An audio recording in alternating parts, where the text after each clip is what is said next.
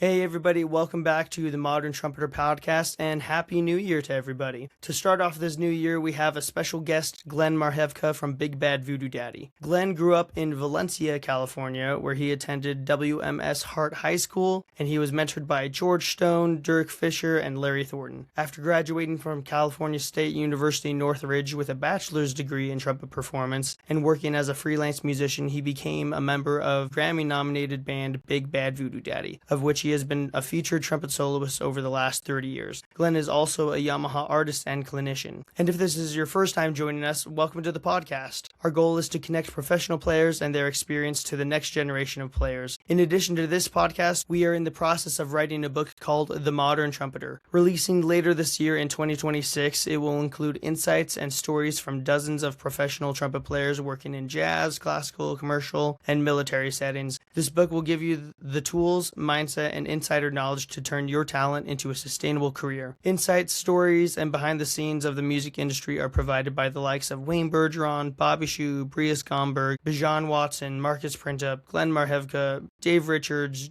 Jay Webb, Jerry Hay, Brian McDonald, Kiku Collins, and many, many more. Right at the end of our interview, we have some technical difficulties, so it won't be as clean of an ending. Now, here is my interview with Glen Marhevka.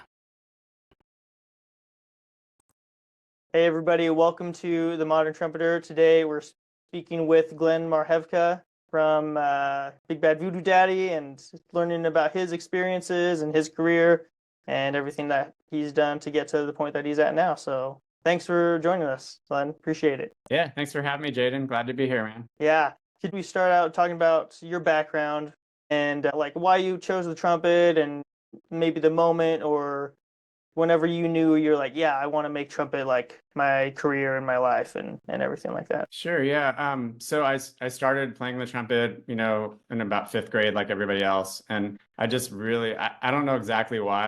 I think there was a trumpet in my house at some point that my older brother had brought home. He didn't really play, but so I think I was attracted to it. And my dad was a saxophone player. He had a day job, but he played gigs on the weekend. And he wanted me to start on clarinet because he had saxons and clarinets around the house. And I refused to do that. I wanted to play trumpet. So I stood by. They got me a trumpet. And then I started playing and I just loved it. Like the second I started playing, I was just in love with playing the trumpet. So started in fifth grade. And then fast forward, when I moved to Los Angeles from the East Coast when I was starting junior high school. So I've lived here since seventh grade.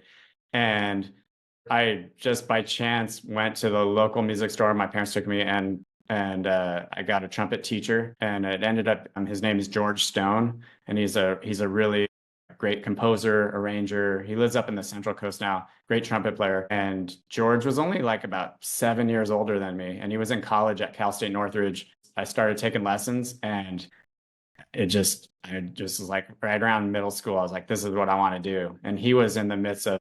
He was in college and he was becoming a pro. He was doing a lot of gigs in LA and I just started doing it. And I just never had any other choice at that point. It was like, George just got me to play trumpet. He's like, you're going to play trumpet. So I met all the trumpet players in LA and I just started doing gigs. He would give me little gigs around town and all the stuff no one wanted to do. And I just started doing stuff in high school and they gave me tons of experience playing. And then I ended up going to Cal State Northridge as well because of George was there. And, and I grew up around going to their concerts in high school. I go to the Northridge A-Band concerts, which at the time, Cal State Northridge, the A-Band was one of the best collegiate jazz bands. And a lot of great players came through there, like Gordon Goodwin and, you name it. There's a million great players that came through Northridge. And so I wanted to go there, play in that band. And I just geared myself up to it. I went to that school. I don't think I applied to any other schools. I was just like, I'm going to go to Northridge. I studied with Roy Poper there, who was in the Los Angeles Chamber Orchestra, and he was doing a lot of movie sessions. He's a classical trumpet player. He's a professor at Oberlin Conservatory now in Ohio. And Roy, I started taking me to Roy in high school, and I took some lessons with him then. And then I studied with Roy. I wanted to study with him. So I got my sound and my classical trumpet playing chops together and all that while I was there with Roy for 4 years. That's just what I wanted to do. And those guys started getting me on gigs, so I started doing gigs and I played in the toy soldier band at Disneyland while I was in college. I auditioned for that and I did that for 4 years while I was going to school to make some extra money. I started freelancing all over LA and playing in any band and every band I could play in. I was going to school in the day, I was playing gigs at night, and I just did that as much as possible. And summertime, I went, one of my summer breaks, I somehow got a gig on Norwegian Cruise Lines, just doing the LA to Mexico runs for a month. So I got my way into doing that. And then when I graduated Northridge, that was my first like gig outside of school. Was I went down to the Caribbean for like 4 months and did a contract with them because I had already played with them in school. And then then I came back to LA, back home, and I thought it was great going to college while I was going to college in LA in my hometown as well, just to stay around and keep my name kind of, in the mix with people and just having some connections. You don't always have to do that, but I thought that would be a good thing for me. Yeah, then I got back from that cruise ship gig. It was my first year out of college. And then I got a call from a trombone player that I played gigs with. I played in some ska bands, reggae bands with this guy. And he's like, we're starting this band, Big Bad Voodoo Daddy, and it's really cool. And I think you'd be perfect for it. And there was a guy that played trumpet for like the first year with them that just kind of played in high school. He wasn't really like trying to be a professional trumpet player.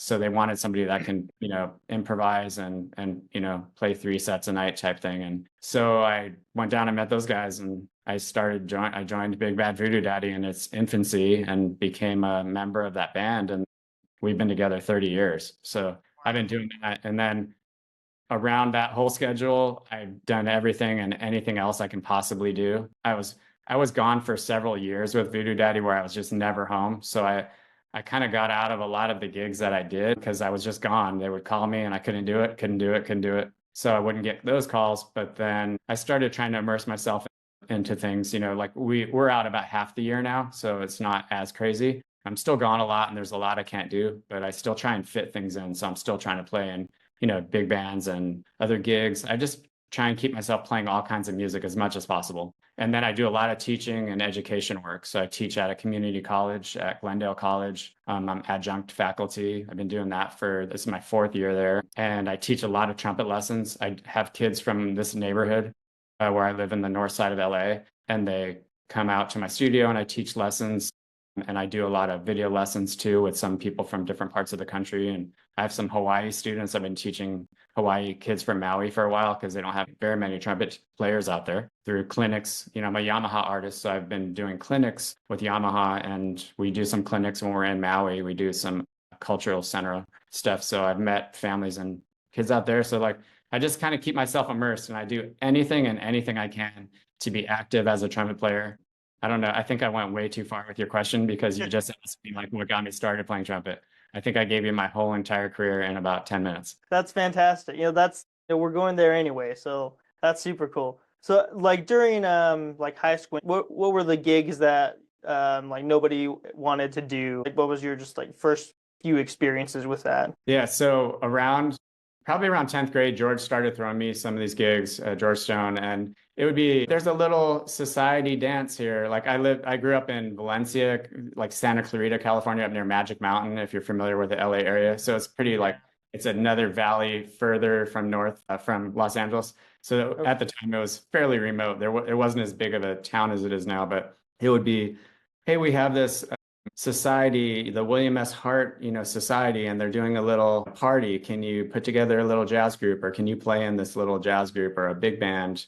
There's a big band doing, I played in the community college big band when I was in high school, and we do like little gigs around town. I play like a church gig, on Christmas Eve. I'd get like $50 to go play like a Christmas Eve mass or whatever. I'd do Easter gigs. I'd be on the back of a horse carriage playing Christmas carols, with delivering Santa to the tree lighting ceremony, like anything that they would want me to do, man, I would do it, A lot of jazz gigs though too, because I was learning jazz standards. My dad played a lot of jazz standards, so I'd play like How High the Moon and, There'll Never Be Another You and, Girl from Ipanema and those kind of tunes. And there'd be these little like things around town, and there were a few of us that played jazz at that age in my town, and a couple of them pros now, like still like heavyweight pros, and we played together back then a lot. And they'd be like, hey, we want you guys to put something together for this, So I would just kind of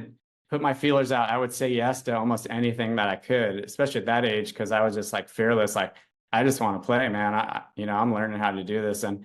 But my teachers would put me in the appropriate situations that they thought I could handle at the time. And then I would also try to create stuff too, like, hey, we got a quintet, man. We'll play your party. So you got to kind of do that too, because, I find that, you don't just want to always sit around waiting for people to call you, but you want to also make some stuff happen, which, hopefully, a lot of people are doing too. Yeah, for sure. And then, so what other, and then what, it sounds like it like progressed to more and more opportunities as you were going through college. What were some of those um, gigs and like styles of music that you would play during your years in college? So as I got a little older, the gigs did progress a little bit. So I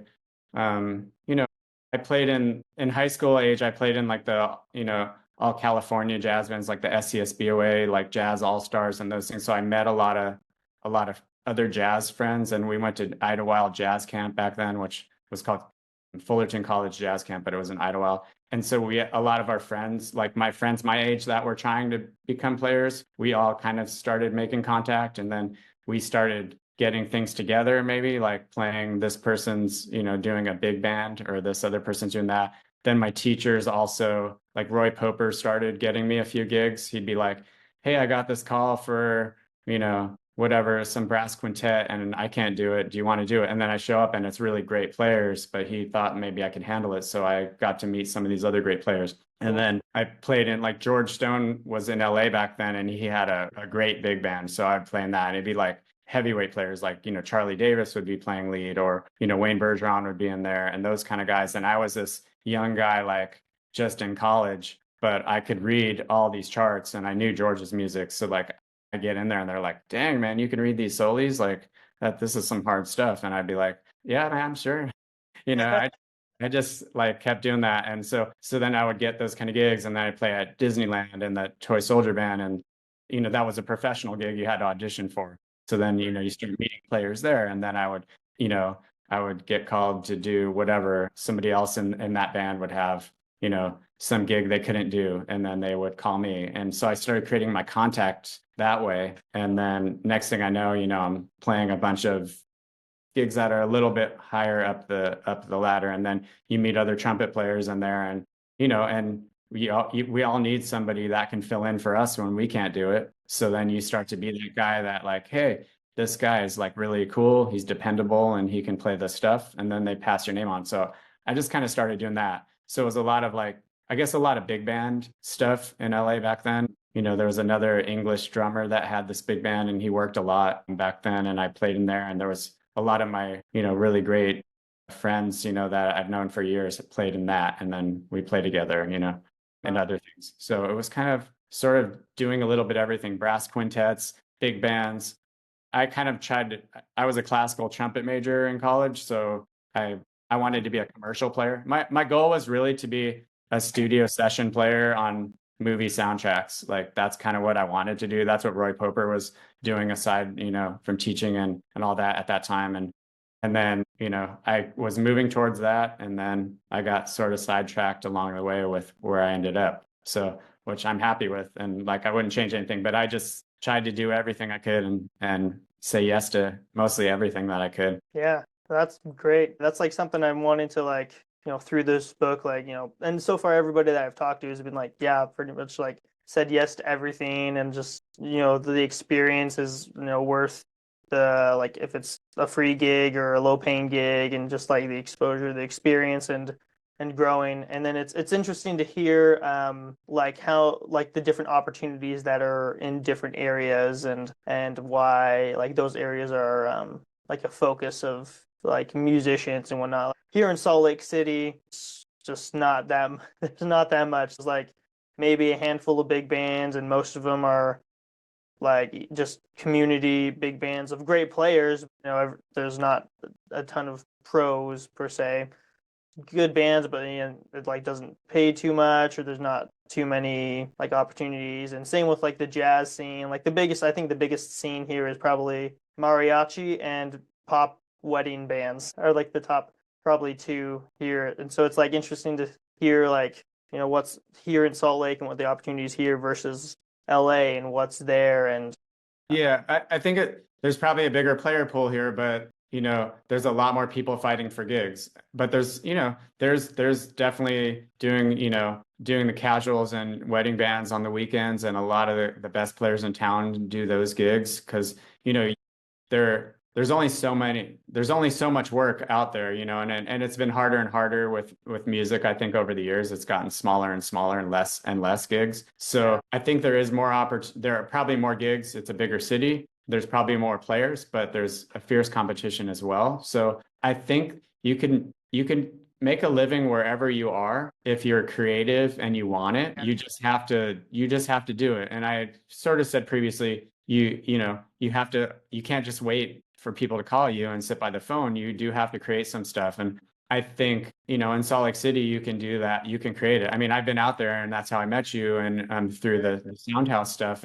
And that's creating something like amazing out there. I was blown away by what you guys are doing out there, you and Caleb and that whole group. And that's creating something amazing. So right. that's not something that was there. And I waited for the phone to ring.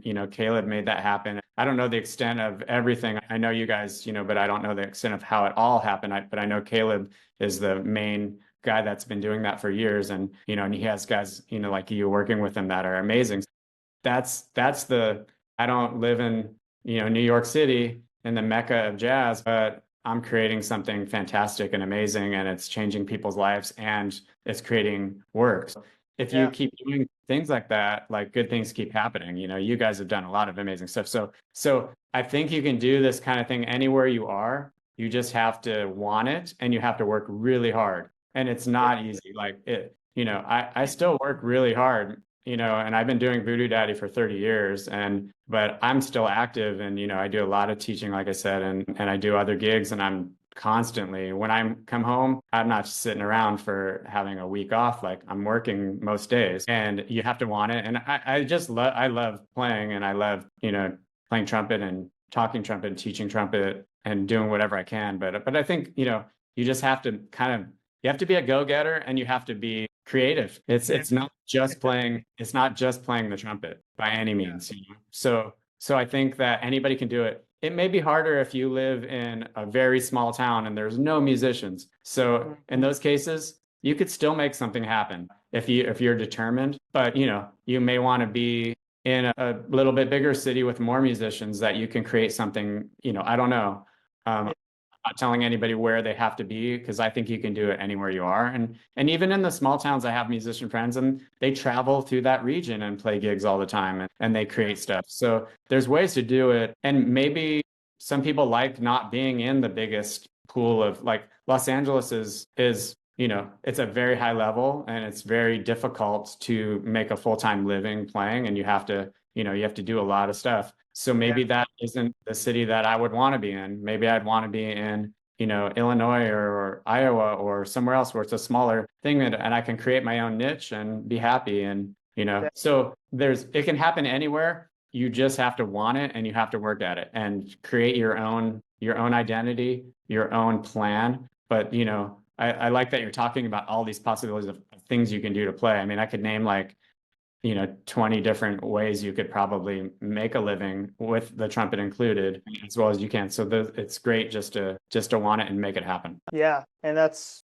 the goal, is just let's figure out how to make it happen, and what cities are, what's the pros and cons for different cities, and what's the scene like out there. And I'm hoping to eventually connect with, people from every major city about what the scene is like and what to expect, and then kind of almost make a whole big network of trumpet players of everywhere. So it'll come, but that's it. I think it's great, man. Super cool. Thank you. And so I think we'll get to Big Bad Voodoo Daddy here in a second. So you mentioned that you're doing other things besides Big Bad Voodoo Daddy right now, and kind of for the last 30 years. What are some extra things that you do outside of that? So I talked about a few things just when I was talking over the past few minutes, but one of the biggest things that I branched out to over the last decade or so is the education side of things. So I've been pretty active in my area of Los Angeles, teaching young brass players and kind of getting a lot of exposure for them of, learning how to play, getting in groups and things like that. So I've been doing a lot of, so I have a few facets to it. I have trumpet students that I teach. So some live here, come to the house, some are online. So I have about, roughly a dozen students that I teach pretty regular, weekly, basically. And when I'm on the road, sometimes I'll do a video and sometimes we just take the weeks off. I just pack it around my schedule. So I have that. With Voodoo Daddy, our horn section are Yamaha artists. So we do some Yamaha clinics. So I do the clinic part with our horn section as well. So that's another little facet. When we're on the road, we try and do some of that.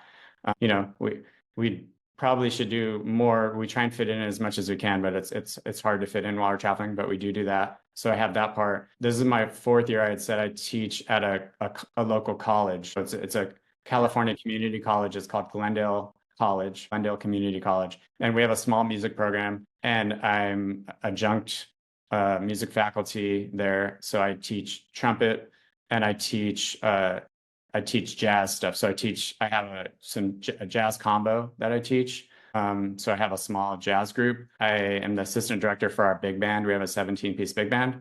And then I also started a youth jazz ensemble called the Los Angeles Youth Jazz Coalition. And we're in our 2nd semester of doing that. And that's housed at the college. So it's free to any kids that want to come to it, high school age. And we meet on Sundays from 4 to 6. And I'm teaching them how to read music, play jazz, ensemble setting, that sort of thing. Cool. So that's one of the things that I do, that like all that teaching. So that keeps me pretty busy. And I also help in the local schools around here. So I help on Thursday mornings at Crescenta Valley High School, which is just north of my house, and I coach at Glendale High School. So I spend about, when I'm not on the road with Voodoo Daddy, I'm about three days a week, 3 mornings that I spend a few hours each day at those schools, kind of connecting with all the kids and coaching their jazz bands, coaching their marching band brass sections in the fall, concert band, that sort of stuff. Just kind of being out there, getting all these kids to play at a higher level and just getting our community like stronger, because it took a big hit in COVID. So I'm really trying to make a big effort to like help and grow our local community, this part of Los Angeles. And so that takes a lot of my time, and then I just try and do other gigs on top of that. So whatever, randomly, I have a few producers that will call me once in a while to record on something. I played on a few pop albums over the last few years, like the Mighty Mighty Boss Tones and the singer from Pennywise, and whatever, just random stuff. I'm not doing that full time, but I just do random gigs here and there. This year I got to play with the John DeVersa Progressive Big Band a few times, which has been really cool. We played jazz at Idlewild in the summer, played at his club runs that he does in LA. Yeah, so, and then, whatever else comes up, man, just random gigs, some jazz stuff, some, private events sometimes, things like that, just playing maybe some small group jazz or some other big band stuff. So that kind of keeps me pretty busy. And then I try to be a dad and a husband and all that kind of stuff. So I have a daughter in college and a son in high school. So yeah. So that pretty much runs me like pretty ragged usually. I'm pretty tired all the time. Yeah, that's quite a bit. I try and have fun with some friends, aside of that. So but my schedule with I travel with Voodoo Daddy, so I'm kind of in and out of town. So I'm constantly juggling. And I know like if I'm going to be gone next week, I got to make sure like that I'm at all these events this week, and the week after when I get back. So I really try and fit it all in. So it's pretty jam packed. Everybody's pretty cool with me when I'm gone. Like at the college, I have another teacher that I teach a lot with. So we do the youth program together. So if I can't be there on a Sunday, then he covers it for me. So consistency, hard work, and doing all that kind of stuff. Awesome. Love it. So yeah, tell me a little bit more about how you got into Big Bad Voodoo Daddy and what that's been like and just your whole experience there. Okay, so yeah, it started a long time ago in a galaxy far, far away. But I did, I had, mentioned my backstory pretty quickly in the beginning. But when I finished college, my first gig was on a cruise ship. And then I got back, and then it was basically Christmas. I'm back home. And then I was like, do I go back out again? Because they wanted me to go back out on the ship again. They sent me another contract. They were at that time about 4 months each time. And I was kind of like, I don't think I really want to go again and do 4 months away from home again. And the further I would get out, I would lose everything else that I'm, my contacts and stuff. So I decided to stick around, and then I was playing, a bunch of gigs in town, and then again doing everything and everything I could possibly do. And I got a call from our original trombone player from Big Bad Voodoo. His name was Jeff Harris. He doesn't play with the group, but he did the first couple years, and I played with him while I was in college, just accepting any gig that you can possibly do. There was this Jamaican artist from Kingston, Jamaica, and we played a lot with him. He did this original roots reggae music, and Jeff and I were his horn section for doing his gigs in LA. I like wrote all this guy's horn lines, and I'm still friends with him. That's another gig that I do occasionally, is I still play with this roots reggae singer. And so I knew Jeff from that, and we played in these ska bands, the early days of Hepcat, and it was a Los Angeles band back in the day when they first started, and this other group. And he just called me. He's like, I heard you're back in town, man, and I just started playing with this new band. It's called Big Bad Voodoo Daddy. And I was like, what? What is that, man? And he's like, it's really cool. You'll fit in with these guys. You're exactly like, you'd be perfect for this. And I was like, all right. So I went down, and they just started playing gigs. So I went and heard them play. And I was like, oh, this is super cool. It was the first time I think the band ever played at this club called the Derby here in Los Feliz, where we shot the movie Swingers with Jon Favreau. And it was the very first time. And I went and I heard him, and it was really raw. It was rough, but had this energy, and it was like, wow, this is cool. So the next I met our singer Scotty that night, and we hit it off. And then I just went and hung out with him like the next day. Like we went and had lunch. I went up to his house. They lived way out in Ventura, which is like an hour north of LA, up by the beach, just south of Santa Barbara. So I went up there. We hit it off. He loves trumpet. We were talking Lee Morgan and Clifford Brown and all this cool stuff. So then, we hit it off, and he's like, hey, come and play with us. Come rehearse with us. So we had a rehearsal that week, and I've been playing with him ever since. And that was in 1995. And we were pretty raw. We had 3 horns and 3 rhythm section. It was just guitar. Our singer Scotty played guitar, our drummer and our bass player. So it's 3-piece rhythm section. And then it was myself, our trombone player Jeff, and our Barry sax player Andy. It was just 3 horns. So we did that for a while. So we just started playing, and we were playing club dates like all the way from LA to San Francisco. We had a van, and we just went back and forth. Like we're in San Francisco like every 3 or 4 weeks, up in the Bay Area, hitting San Francisco, San Jose. We'd play Santa Barbara, San Jose, San Francisco. I don't know, I can't remember, Santa Cruz, like whatever, and then come back to LA, be back for our Wednesday gig. We played every Wednesday night at the Derby in LA, and then we'd do gigs all over town. We did a lot of movie stuff, like movie industry stuff and whatever, a million gigs. So we did that for a while, and the band got going, and then we would do 3 sets basically a night. It was really hard. It was a 3-piece horn section. I was the only guy that could really improvise at that time. And I had to play all the lead trumpet parts and improvise on every song for every night for 3 sets in clubs where it's just blasting. So it was really difficult. So I said, we need to get somebody in here that can improvise. So I got our saxophone player, Carl Hunter. We went to Cal State Northridge together. Again, one of those things, like people that you play with and know, you want to play with those guys. So I played with Carl in a jazz group at Northridge. We played in the big band together. So I brought him in. I said, hey, come sit in with this band. So he came and sat in, and everyone was like, wow, he can play. So then he started playing with us. And then I was like, we need a piano player. So I went to jazz camp with our piano player, Josh. We played in the all Southern California big bands, all-star bands in high school. I've known him since we're 15. So he just graduated USC, and I was at Northridge. So I had him come down. Then we had a piano player. So the band kind of grew, and then we grew and then when Jeff left our group, our trombone player, we brought in another trombone player and another trumpet. So then I could primarily just mostly play solos, and I didn't really have to play lead. So we brought in another trumpet. So that's sort of how it kind of formed. And then we just started playing together. We played all the time. It was like in the early days, it was like 15 to 25 concerts a month, that we would work around clubs and private parties, weddings. We played everywhere you could possibly play.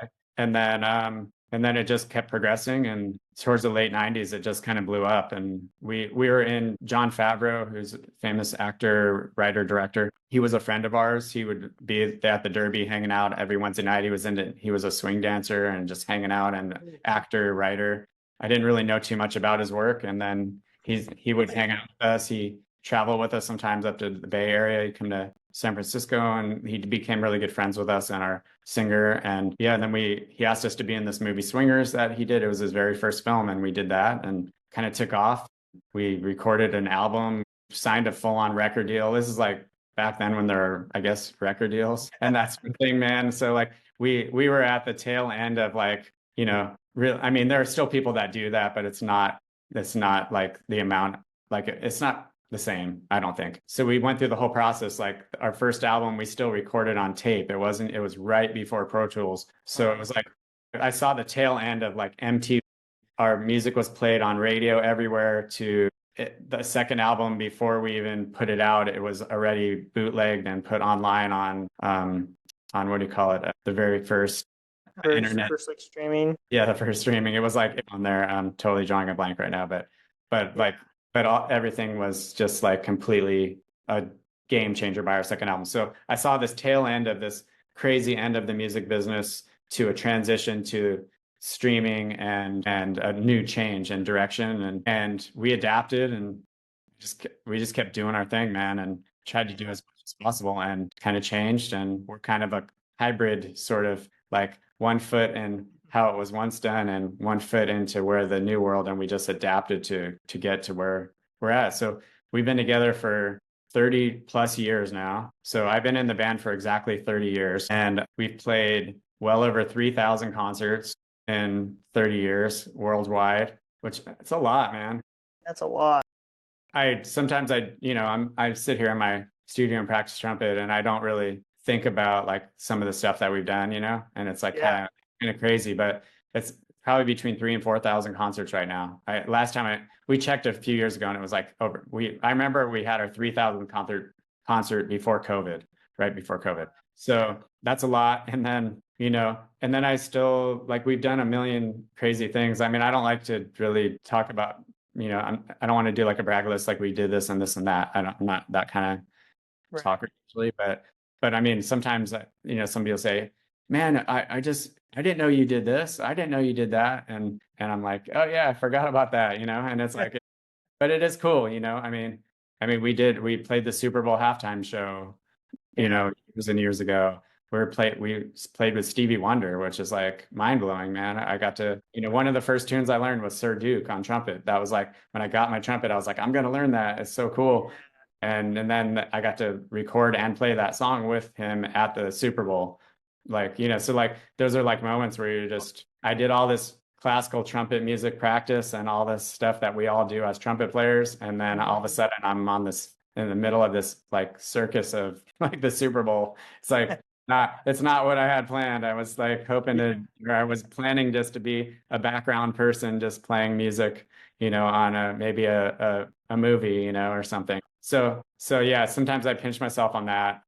I mean, people can look up like the stuff, I guess, that we've done or whatever, if they're not familiar with us, but it's been a pretty wild ride, man, to play that many concerts and playing trumpet but the whole time I still try and play trumpet as best I can. I mean, every day I know I'm not the best player in the world. Like, I'm not, we all know the best player. There's some guys where we're, as trumpet players, I'll never play like Wynton Marsalis, I'll never be able to play like, Arturo Sandoval or something like that. And that's okay. I accept that. Like, if I played basketball and I was in the NBA, I probably would never be as good as Michael Jordan or something, So There's a million guys that way. So it's not always about like being like the best of the best, but just doing your best every day. And I just try and play as best I can that day and just move forward every day. And some days it's amazing. Some days it's rough, man.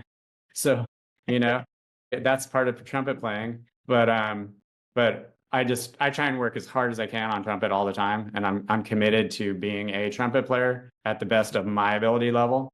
And I just tell everybody, just do that. Just like work really hard. But if you want to slack, pick a different instrument, maybe. but not trumpet. Jaden, you're a great player, and you know how hard it is. It's a lot of work, but it's worth it. It's totally worth it, man. I love it. Every minute of it, man. It's great. Just work hard, man, and something will happen if you want it. I think ultimately if you want it to happen, like I had no other plan. I was like, I'm gonna play the trumpet. Started like in junior high, like I told you earlier. Yeah. This is what I'm gonna do. I don't know, man. I didn't have another plan exactly. I just know if I worked hard and I did this, like I'm gonna make something happen. And it's a combination of that and wanting it and creating things like to do and working hard and also getting, having a little bit of luck. Yep. I'm sure this Big Bad Voodoo Daddy band fell in my lap sort of, but it's like hopefully like your work will meet the spot where something falls into your lap and like a good thing could happen from it. Yeah. Oh, for sure. I don't know. That's the way I like look at it sometimes, but I don't know. It's just the way I look at it. Yeah. And that's great. So with Big Bad Voodoo Daddy, so you said right now you guys are like going out half the year, half the time you're staying around or whatnot. How often do you go out within like those 6 months? Are you out for like a month or two and come back, or are you gone for? We rarely go out for a month at a time. We string in dates. So I would say we work like close to half of the month, but it'll be like we might go out and do for 6 days and do 5 concerts. And then we come home and we might have like 5 days off or a week off. We rarely go out for more than a couple weeks, but we do that. We do a holiday tour because we did a few Christmas albums of holiday music. So we do a tour from around Thanksgiving up until Christmas. So I'm definitely gone every December. So that's our longest trip of the year usually. Sometimes we'll do 2 weeks. Like we do a few 2-weekers each year, maybe where we will be like on the East Coast, maybe for we might do like 12 shows and like 14 days. It's a grind. Like we take a lot of days off when we're out. But the rest of the year, it's a lot of go out for 3 days, go out for 5 days, go out for 4 days. It's kind of like that in and out of town, which is grueling, but I like being home too. So I like the combination. But a lot of it'll be, we might play like Thursday, Friday, Saturday, Sunday range. So I might get home Sunday, I might get home Monday morning. So it kind of works out great with my teaching schedule because I teach a lot on Mondays, Tuesdays, and Wednesdays. So I'm home higher percentage of those days. So, but there are definitely a few times, like we may string together. Like if we'll go out and we'll do Thursday, Friday, Saturday, Sunday, we may have a Monday travel day, and then we might string another week of Tuesday through Sunday again. So that becomes roughly a 2-week trip. I would say we do that. We probably do that, 5 or 6 times a year, maybe not that much where we go out for 2 weeks, maybe like a handful of times. I don't know. But it roughly probably is about half the year. But yeah, the Christmas tour is definitely a pretty long one. It's like it's a like 3 weeks straight. And we usually play before Thanksgiving too. Like we'll do like some shows because the Christmas season, as you know, if you go to Home Depot, you can see the Christmas trees come out probably November 1st now. Holiday shows started like now before Thanksgiving sometimes. So we'll do some holiday shows that week before Thanksgiving, and then we are home for Thanksgiving. I think this year we're going to be home Thursday, Friday, and then Saturday again. It's like gone. And I think there's a couple shows right before Thanksgiving. I think we're doing Tuesday, Wednesday, no, Monday. I don't know, maybe Monday, Tuesday, Wednesday, come home for Thanksgiving for 2 days and then go back out. So yeah, so that'll be, it's long, but it's cool. And then hopefully January we get to hibernate maybe for a month. So, yeah. But it's nice. Sometimes we'll have a few weeks off. Like I'm home right now for close to 2 weeks. We had 2 weeks of 2 trips in a row, like 4 or 5 days each week. I was home for a couple of days in between, and then I had this whole week off. Or I had this whole last week off, and I think we have a trip next week. I can't remember. Probably like maybe the end of next week. I don't know. I try to keep it at bay for a little while. But it's in the calendar somewhere. It's in my phone. Yeah, I'll look at it. I just know I have this weekend off, so I'm looking forward to it. Oh, that's great. Wow. Yeah. Man, let's see. I'm trying to think of like any other questions. Man, yeah, that covers so much of it. I think there's so much good stuff in there to unpack and like. Thanks, man. Sorry if I'm going off a little bit fast on some of these. I just start rambling. Yeah, no, that's good. I love it. The less I have to talk, the better. Just because I just want to learn everything I can, So for my sake and for the future generation of what's possible and what to do. And I like what you're saying about just like, yeah, just choose to make something happen and go do it. I think you really do. I mean, in this modern day, you have to do a little bit of everything. I think everybody's starting to realize that, but you got to like make things happen and you have to do a little bit of everything. It's literally like you need to learn how to, you know, probably record yourself. I mean, like we all had to do that in COVID more, right? But it's like, Yeah. so like now I need you to play on this album, but I need you to record yourself at home because you can't come in. I mean, I knew how to do some of that already, fortunately, but everybody's like, now it's kind of like you have to be able to maybe be your own engineer and record yourself. You have to like maybe learn how to do basic graphic design and print out like a concert flyer for something. And maybe you have to edit videos for your, thing so you can get this gig. And and like the more things you know how to do, along with being like a daily regimented trumpet player that's on top of your craft. So that way, if somebody does call you for something, like you can play at a very high level, you have to be able to like wear many hats now. Yeah. And I think all the up and coming generation knows that more, and fortunately, like I think there's more available for us, like, computer wise, like we can do a lot of that stuff we have, whereas you couldn't do that 20 years ago as easily. So I think like wearing a lot of hats and knowing how to do all that stuff is very helpful as well. I mean, everybody should be doing that as well as learning to play. But the one thing that I'm finding for a lot of younger players is more and more of them don't know about the past, about the great players that came before them, about some of the repertoire and about some of the fundamentals of trumpet playing, the equipment of trumpet playing, all the stuff that, I'm sure that, you are very well versed as well as I about, but they don't know. I grew up going to get mouthpieces made by Bob Reeves my whole life. So like I know everything about mouthpieces, and like I could do a whole class probably about selecting the right mouthpiece and like how to go about having all the right equipment for what you need, or the best way to go about it. Maybe not an hour, but I could steer them in the right direction. Yeah. I know about trumpets and all, everything that you kind of basically need to know. I find that a lot of the younger kids don't care about that stuff as much or know about it. So like I urge them to like study up on the trumpet stuff. I know I talked about some business stuff or different things music wise and gig wise, but like if you want to be a trumpet player, I think you need to really know the pedagogy of all this stuff. It's not just about playing, but like listen to all these great players that came before you, like listen to the great classical players, listen to, I don't hear many kids talk about Maurice Andre anymore. It's all available too. That's the part that kind of trips me out, is like I had to go to a record store and like, I want to get this recording of, Wynton Marsalis, or whatever. I wanted to get this recording of, Clifford Brown, and they didn't have it. So I had to order it and wait 2 weeks. And then I would get like the thing so I could listen to, Lee Morgan or Clifford Brown. Now it's like, I could just go like, hey man, I could dial up any tune I want and study it. And probably somebody transcribed it even that I could find online. So like they need to dig into those resources right there. Basically knowing everything that you need to know about, the trumpet aspect of things and what came before, our generation, knowing about equipment, knowing, listen to all these old recordings of these players, know people maybe on your scene.